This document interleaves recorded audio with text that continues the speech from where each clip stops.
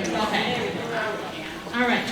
I'm terrible with announcements, so don't mind my piece of paper. So, my name is Brielle. I'm the director of the show. Hello and welcome to the Waupun Community Players production of A Poison Pen Letter to an Angel, celebrating the 100th anniversary of the Recording Angel statue. The Waupun Community Players started in 2015 and has done a fall production each year, minus the year we won't talk about. This year, we have the special honor to perform this production written specifically for our group by one of our members. Please stay tuned to our Facebook page for updates throughout the year on Waupun Community Players. A few quick thank yous. One to our cast and our crew, our playwright Jeannie Ludjak, Waupun Public Library, Pam Garcia and the interns for their research, the City of Waupun for the use of the City Hall as well as some of the props, Fox Computer and Networking for programs, Beaver Dam Area Community Theater for costumes, our volunteers, and last but not least you. Without you and your support, we wouldn't be able to continue these shows. We do have donation buckets scattered throughout the bar and the entryway if you feel inclined to donate. There are two buckets. One is labeled donations, one is labeled scholarship. The money in the scholarship buckets will go to the funds that we're creating for Vida Vandeslant Memorial Scholarship. For those of you who don't know, Vida was an integral part of Waupun Community Players, and we would love to honor and keep her memory alive. Checks can be made payable to Waupun Community Players. In the memo, you can put whether it's for the scholarship fund or the general fund. After the show, there will be a short cocktail hour with very light refreshments, and then we have a second showing at 8 p.m. if you enjoy the show and want to hang around for it. And then also, please take this time to turn off all cell phones. Please no audio or visual recording, and please no flash photography. Lastly, please enjoy our production of A Poison Pen Letter to an Angel.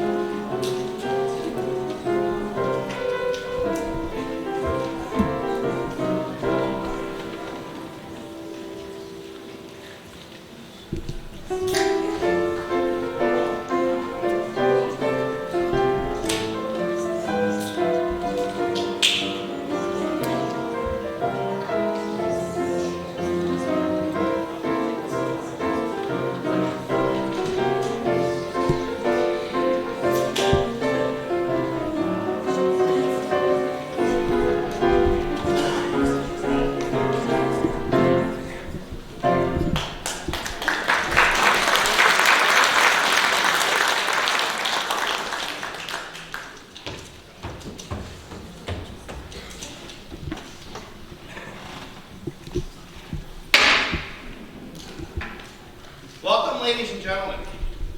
I have called this meeting tonight to fill you in on the criminal events that have occurred from January the 4th through the 18th in our fair city.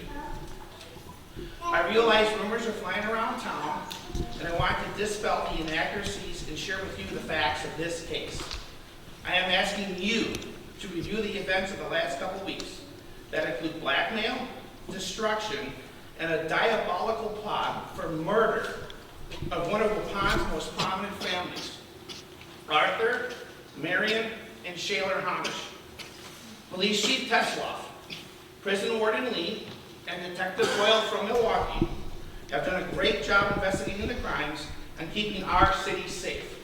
However, we are asking for your help, my fellow citizens, in bringing this perpetrator to justice. We are pleased and fortunate to have the investigative reporter from the Waupun Leader News with us tonight.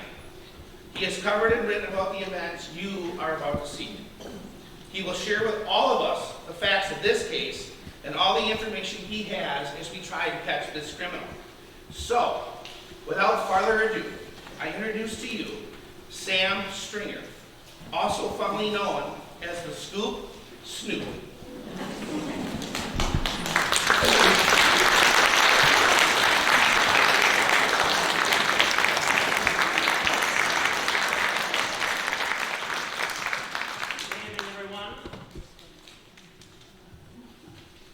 Let me start by sharing with you a brief summary of the Prohibition Amendment and an update on the bootlegging activities in our area. It does have something to do with this case. It's 1928, the Jazz Age, the Roaring '20s, and yes, the height of Prohibition, a time when the federal government completely prohibited the manufacture, sale, and distribution of alcohol in the United States. Yes, after a decades-long temperance movement, the entire country went from Volksfest to Klampenfest.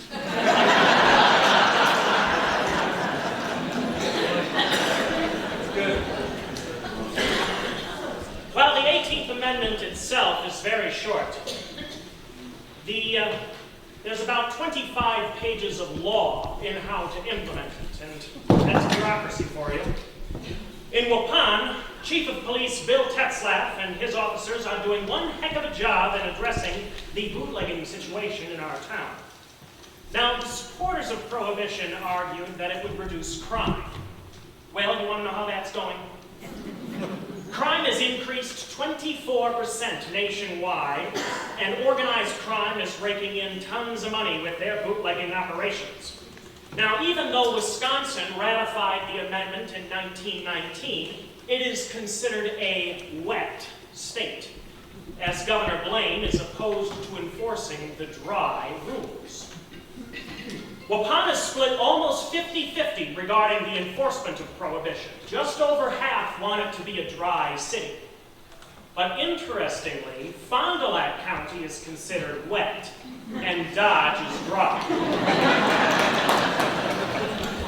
Yes, there were only 14 bootlegging convictions in Fond du Lac County in the year 1924, and there were 27 in Dodge. Now, the general penalty for the guilty is to pay $250 in fines and up to 6 months in Milwaukee's House of Corrections. Now, many of you may remember when the temperance warrior Carrie Nation came to Fond du Lac in 1902. While she had a reputation for busting up bars with her hatchet, she was rather subdued in Fond du Lac. She spent about 2 hours lecturing in a saloon, and then she left without incident. Although she did mention that Oshkosh, according to her, was the wickedest city in the state, if not the whole Midwest. Some things never change. I wrote an article with the headline, "Gallon of good beverage wasted when big bottle crashes to street Saturday night." It was a story where a touring car with side curtains, probably coming from Dodge County, stopped at the corner of Main and South Madison Streets, see? When a passenger got out, a gallon of the good stuff, aka hooch, fell out and crashed to the street. One of the patrolmen, Frank Tank, who was standing on the corner, smelled the fragrant aroma, but declared the good stuff a total loss, and no arrests were made. Now, locally, Chief Tetzlaff and his officers have conducted a few raids in town, especially at the hotels. Some moonshine has been found, but nothing too serious. And then we had the federal agent come and accuse the Waupun Bottling Works of making moonshine with their rather tasty ginger highball, which every local knows is non-alcoholic. But anyway, so what does all this bootlegging activity have to do with the case at hand? Well, let me explain. On January 4, Police Chief Tetzlaff received a threatening letter which declared that if he did not stop his activities against bootleggers, his children would suffer. The writer of the letter points out that he knew that the chief had 2 children, Buddy and Evelyn, and that they attended Southmore Elementary School about 4 blocks away from their home on State Street.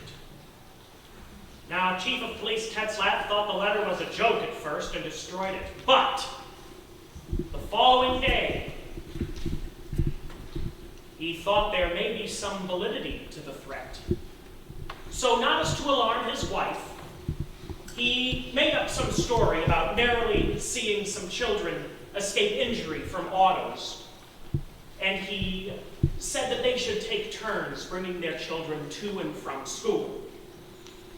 Well, less than a week later, the chief's fears regarding this letter were confirmed. On Tuesday, January 10th, just 6 days after the chief received his poison pen letter, Waupun heiress, Mrs. Arthur Hanisch, Marion, also received a threatening letter. Now, Mrs. Hanisch is the wife of the president of the Vogue Hosiery Company in Waupun. She's also the daughter of the millionaire Clarence Shaler.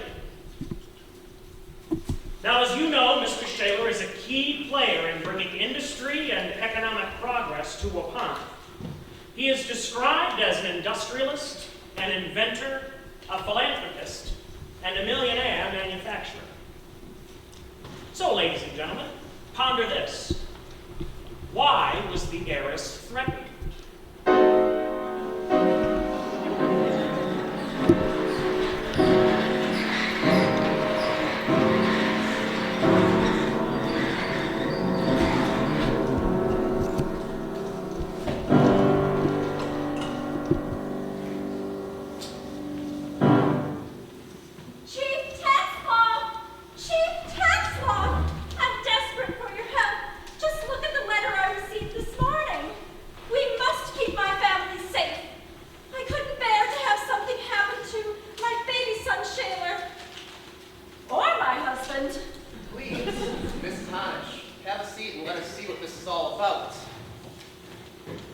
Madame, having been let out of pen, that's short for penitentiary or prison. Long ago, in great need of money, we can't get job in Waupun. We don't like do job in this place, but must get money to go to coast. On the 16 or 17 of January, you will give us $1,000, or we will take your man for a ride. Take your man for a ride, that means kill him in gangster terms. Do not try to put him or bulls, that's criminal slang for police.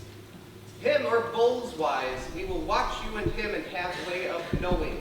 If you let anyone know, we will blow big stone in cemetery in a pile of rocks.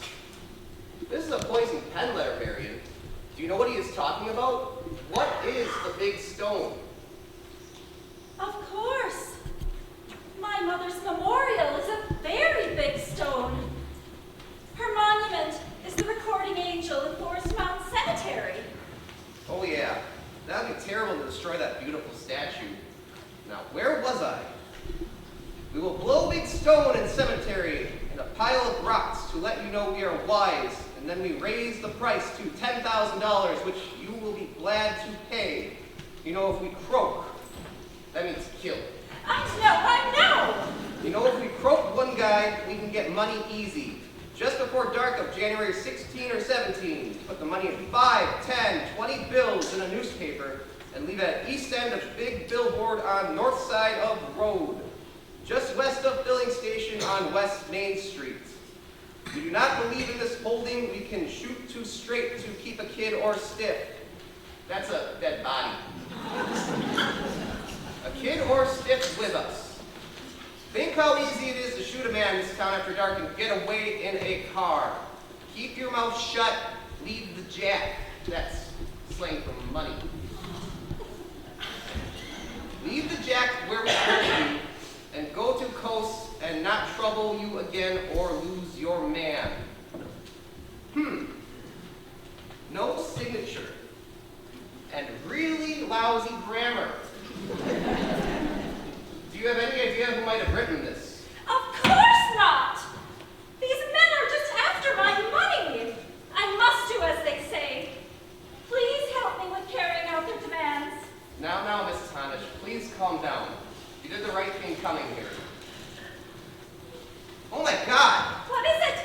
About a week ago, I received a poison pen letter too, and it looked a whole lot like this one. Well, what did your letter demand? It threatened my children if I didn't back off on arresting bootleggers. But what would that have to do with your blackmail threat? Yet I swear, letters are similar. Both coming in a plain envelope with penciled addresses, the messages scrawled on scraps of newspaper ads, with bad grammar, and both mailed from Waupun. I think it could be the same people. Well, we have to do something. I am going to comply with their demands.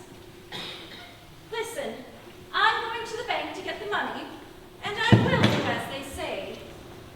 And I want to hire a private detective agency, too. I can't bear the thought of Arthur Shaler being harmed, or even worse, murdered.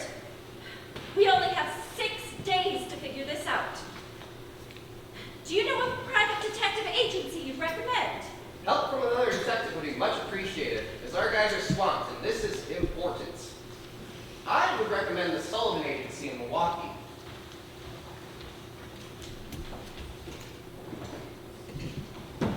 I can give them a call and explain the situation. We've never had to deal with anything like this before, so we don't have the experienced officers to handle such an investigation. Is there anyone else we need to include to resolve this horrifying crime? I think we should also involve prison warden Oscar Lee, since the letter writer mentioned something about just getting out of the pen. That's short for penitentiary. Yes, I know. We need to keep this hush-hush in the community, though. We don't need to threaten your safety or get the city all riled up, which may prevent us from catching these criminals. I agree. But I'm scared. Will you provide protection for my family? But of course, I don't think you, your son, Arthur, should stay at your home right now. Is there someplace you can stay while we finalize a plan? Yes, we can stay at my father-in-law's, Shaler-Hanisch. He lives at 318 West Main Street. I know where our former postmaster lives. I'll send a deputy over to guard Oscar's residence immediately. Please know, Mrs. Hanisch, that your family is safe. We'll have the best officers assigned to your case. And with an additional detective from Milwaukee, I know we will crack this case quickly. And remember, don't tell anyone anything about the situation.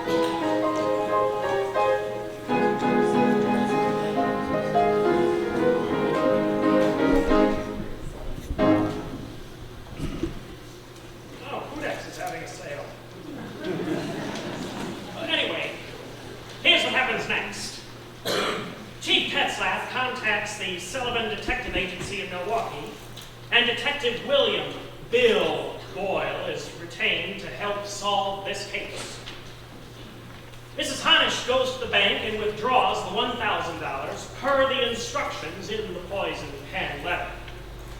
Now, this is a tremendously big operation, and to carry out anything of its kind in a little city like Waupun, where everybody knows everybody else, was quite a task to keep secret. In fact, it was impossible. Now, Chief Tetzlaff and Detective Boyle encountered all the difficulties of trying to work a case in a small town where the rumors were like Lucky Lindy, flying. All by word of mouth, of course. This is long before the days of quality news coverage from reputable sources like What's Up Waupun.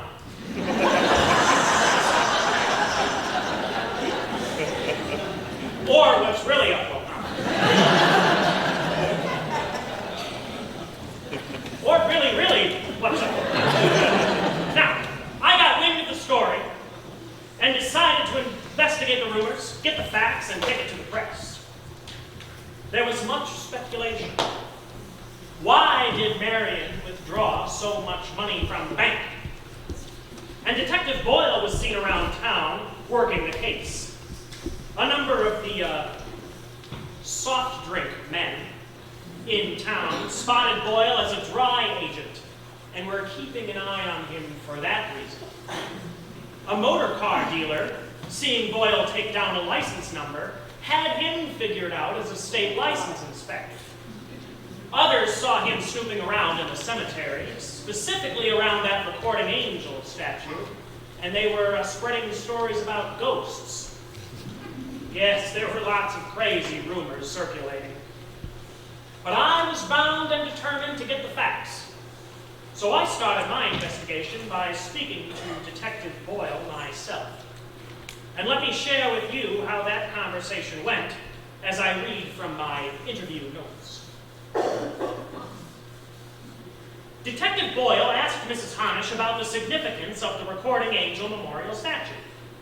She told him that it was her mother, Blanche Bancroft Shaler's gravesite, and that her father, Clarence Shaler, had his friend and world-renowned sculptor, Loredo Taft, create the impressive figure for his beloved wife and Marion's mother. Now, the statue is of heroic size, sometimes called the Doomsday Angel, based upon a reading from the book of Revelation, the 20th chapter. And that scripture reads, "And I saw the dead, great and small, standing before the throne, and books were open. Also another book was open, which is the book of life. And the dead were judged by what was written in the books, by what they had done." Here ends the reading.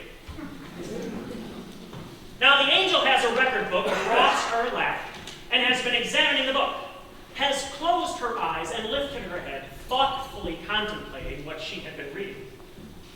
Anyone whose name is not found in the book of life is cast into the lake of fire, which I assume is the Harris Mill Pond in this scenario. Thus, the Doomsday Angel. On the other hand, others find the recording angel very serene and sense that she has just completed reading the record of a good life. Now, by the way, this is the only Loredo Taft sculpture in Wisconsin, even though Mr. Taft resides close by in Chicago. Now, Detective Boyle was curious about what it would take to blow up this huge statue and asked Marion about the size and the weight and other details. He was informed that the $25,000 memorial has two parts. The bronze gray-green form of the recording angel is 9 feet tall and weighs 2,500 pounds. The Massachusetts Quincy granite background is 10 feet tall and only weighs 16 tons. Needless to say, Detective Boyle was impressed. Now, later this week, Marion Hanisch, Chief Tetzlaff, and Warden Lee, and Detective Boyle meet to finalize their plan for Monday and Tuesday's stakeout, money drop, and protecting the recording angel. So, folks, will their plan be a success?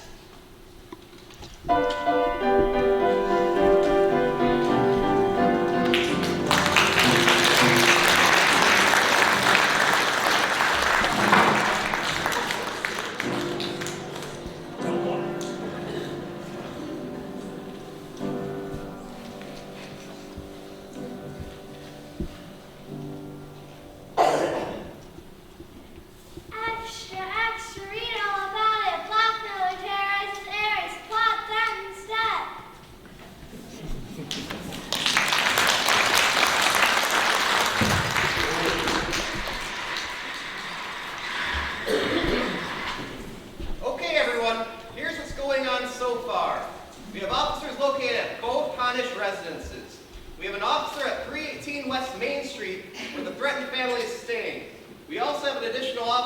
300 South Watertown Street, guarding over Arthur's residence.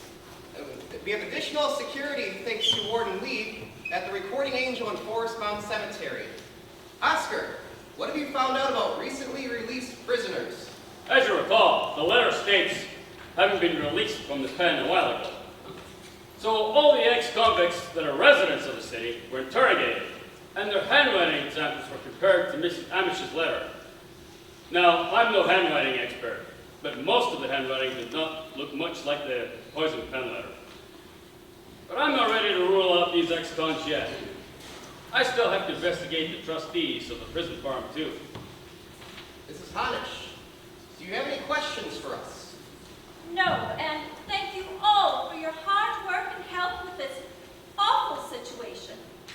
I plan to deliver the money myself and be done with these criminals.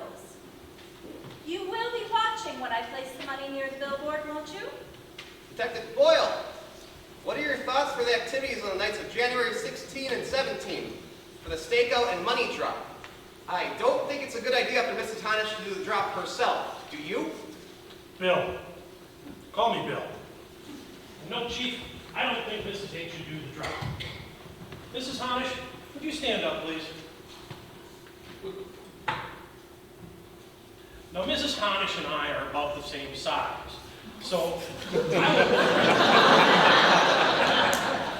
well, you take your men and you place them around town, here, here, here, and here. No, no, no!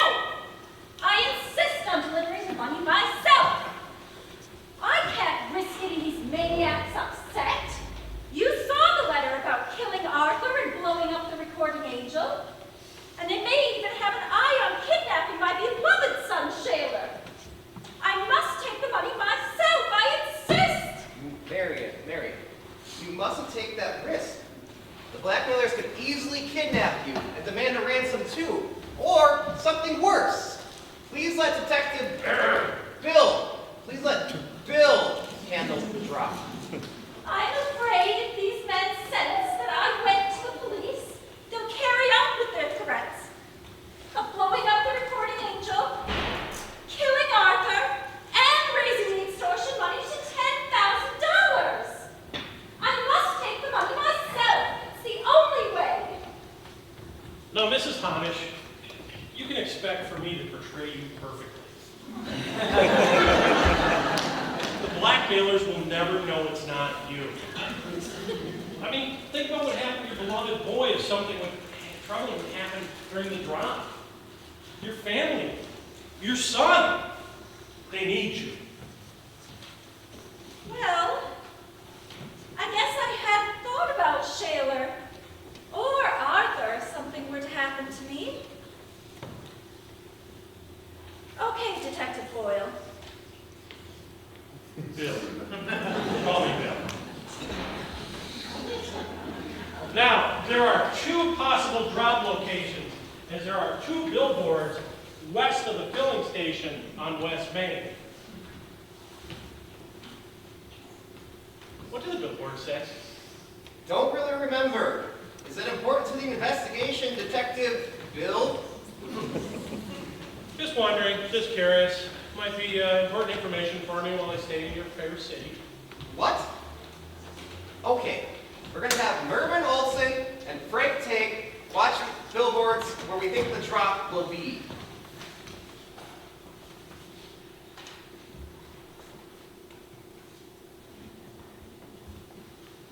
And then after I make the drop, I'm going to be dressed as Mrs. Hanisch, and I am going to go to that abandoned car in the field that's all covered in signs. Whose car is that anyway? Don't really remember. Is that important to the investigation, Bill? Just wondering, just curious. You never know. There is a side road just west of the billboards. James Davidson, Arthur's friend, wants to help. I'll ask him to stake out there as well. Officer Johnson and I will watch east of the billboards near the filling station. Yes, and I can take care of the billboard across the field and southeast of Highway 68, about 80 rods away. case this is the billboard the blackmailer meant. All right, well, that should do it. Everybody knows their spots. The map is clearly laid out, and our plan is plain as day.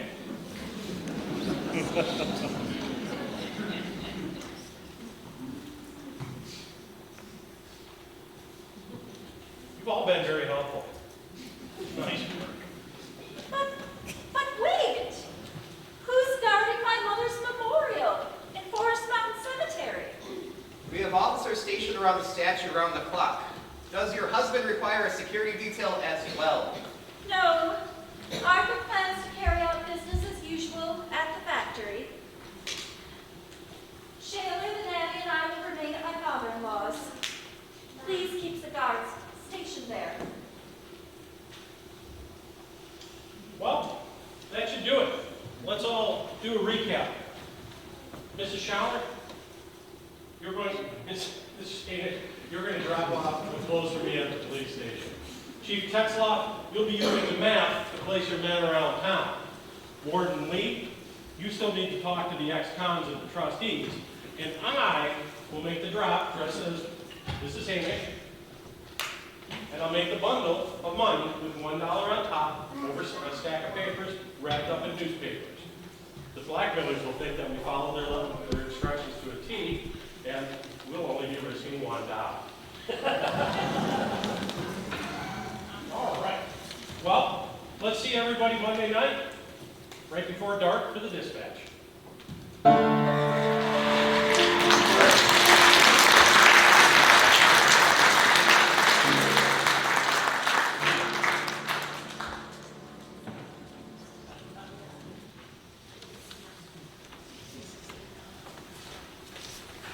As you recall, the letter states, on the 16 or 17 of January, you will give us $1,000. Well, on Monday, January 16th, Detective Boyle, Bill's plan and stakeout are put into place. Despite Monday night's weary vigil, officers waded through the long, dark hours at the stakeout locations. And what do you think happened? Well, let me quote a newspaper article regarding the impact on the city folk of the night's surveillance activities. Here it is. The author of the letter did not expose himself to riddling gunfire from the detectives, sentinels, officers, and guards who kept a careful vigil, which robbed Waupun residents of any startling outcome of the complex sequence of events. In other words, nothing happened. So, Tuesday night, the stakeouts resumed until 6 o'clock Wednesday morning. It is true that a suspect was taken into custody by Chief Tetzlaff and Detective Boyle at 7:15 on Wednesday morning, and is being questioned by Detective Boyle, Chief Tetzlaff, and Warden Lee. Well, ladies and gentlemen, could this suspect be the blackmailer?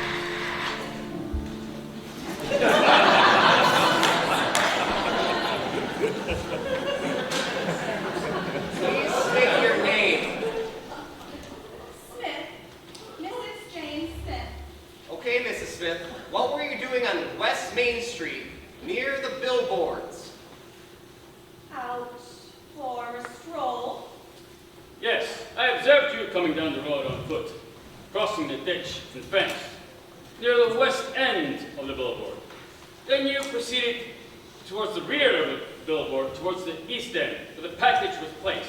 Is this correct? If you say so. You approached the newspaper wrap package several times, several angles. What was all that about? Not sure what you're talking about. You approached the package next to the billboard and appeared to be checking it out. Yet you seemed afraid of it. Please, explain your actions. I guess I was curious. Did you touch the package? What do you think? You did not touch the package, yet you made 3 trips through the fence and across the roadside ditch. Is that correct? Didn't count. I guess it's correct if that's what you say. That seems a little excessive for just being curious, don't you think? Sometimes people say I am excessive. All right, guys, let me take over from here. Mrs. I didn't catch your name. Smith, Mrs. Miss Jane Smith. Well, Miss Smith. You can call me Jane. You can call me Bill. Well, Jane, are you about ready to be done with the questioning? That would be nice, Bill. Well, let's get this finished so that we can get you home to your husband and kids. No husband. No kids.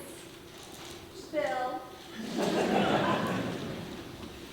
Well, Jane, would you mind writing something as I read it to you? Sure, detective. Anything for you. Bill.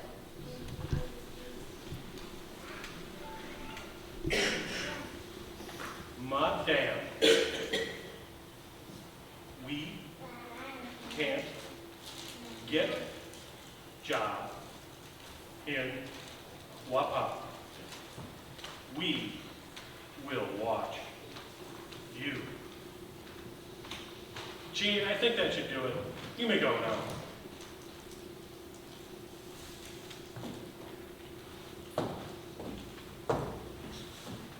Bye-bye, Bill. Hey, Jane. Mrs. Smith, to you. Mrs. Smith, you better be ready for some more questioning if Chief Taft requires it. Or until such time, this business of you sneaking around has been cleared up to his satisfaction. Have you got that, Mrs. Smith?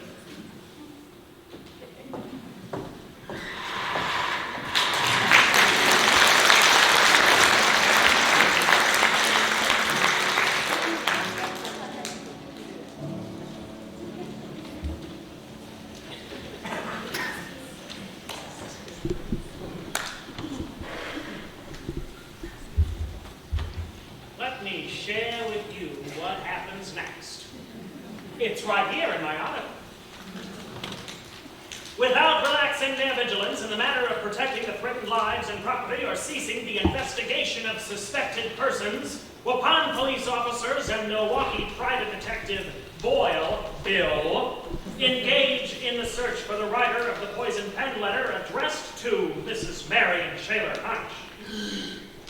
Law enforcement admitted today that their main reliance in solving the case appears to be in the characteristics of the handwriting and printing of the envelope and letter which were received by Mrs. Hanisch on January 10th. The suspects, Mrs. Smith, the ex-cons, and prison trustees have been required to supply samples of their writing and printing for examination. It is believed that their guilt or innocence will be determined after handwriting expert John F. Tyrell conducts his analysis. The Hanisches are frustrated that the blackmailer has not yet been apprehended.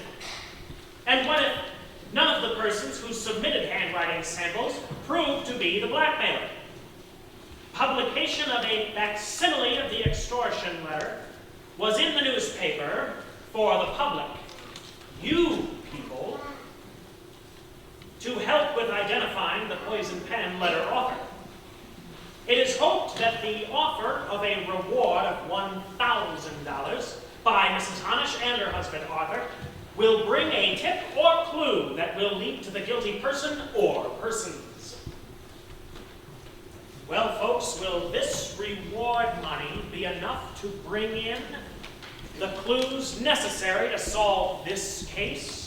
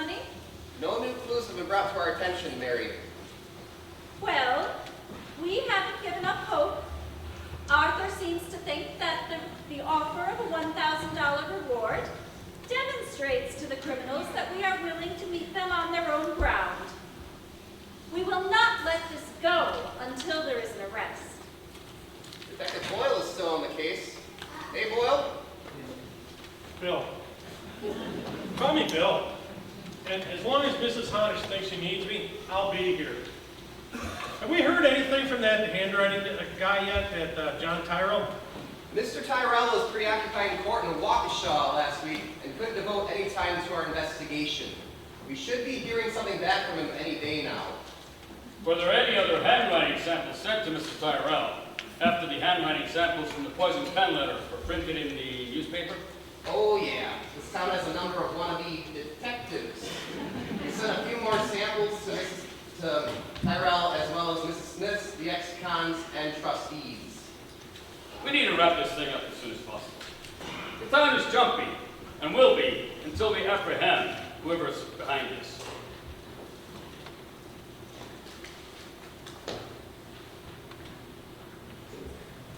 Did you hear about the rumors about the Beaver Dam? But rumors are flying now, and copycat crimes are starting to surface. What do you mean? Copycat crimes?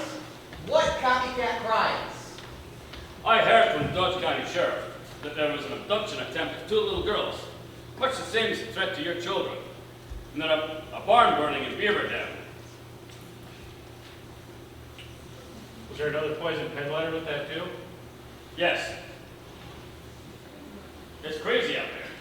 And don't forget that shots were fired from an automobile just outside my father-in-law's home.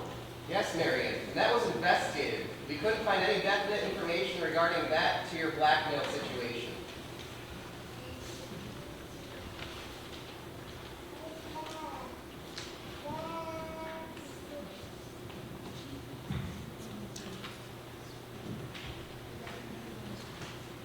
Chief, regarding the Beaver Dam incident, law enforcement is checking into the barn burning situation.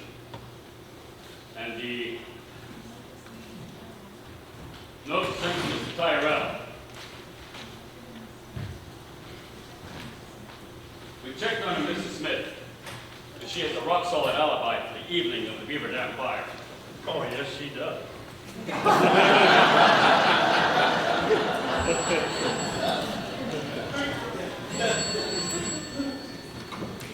Chief Tetzlaff. Mr. Tyrell. Yes. Okay.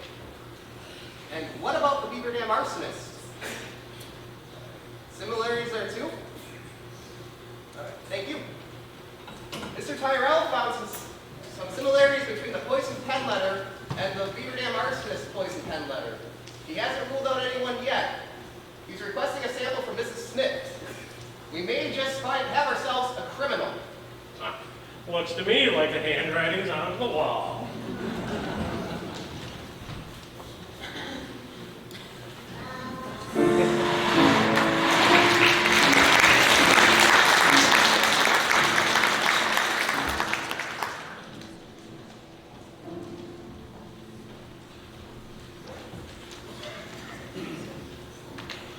Well, folks, who do you think did it?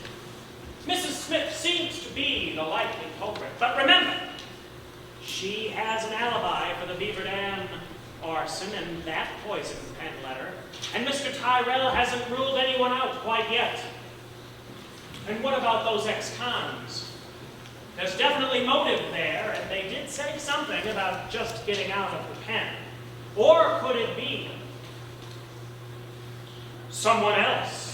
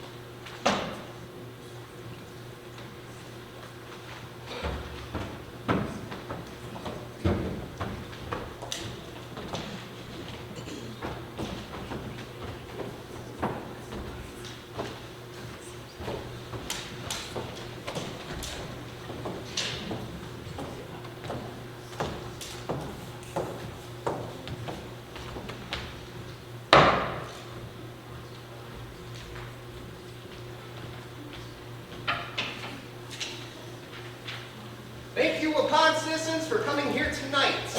As Mayor Clark said in his opening remarks, your help is needed. So we've put together a lineup of our suspects. Please let us know who you think did it. A spotlight will shine on... A spotlight will be placed on each of the suspects. The next con. Trustee. The Beaver Dam arsonist. Mrs. Smith. Or someone else. Please clap your hands to acknowledge your suspicions. Ex-con.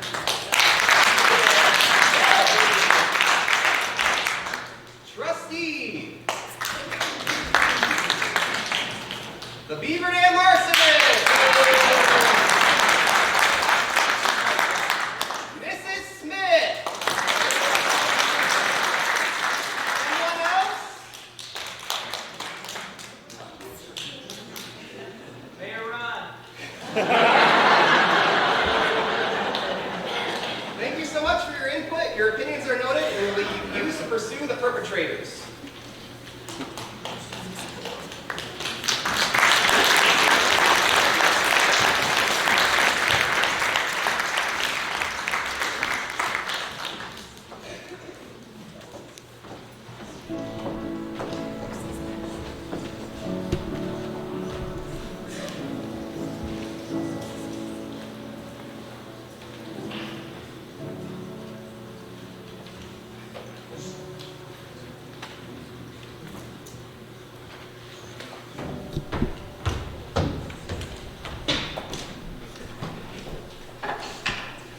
Thank you folks for being here tonight. Let's give Sam Snoop Scoop a big round of applause for his excellent investigative report.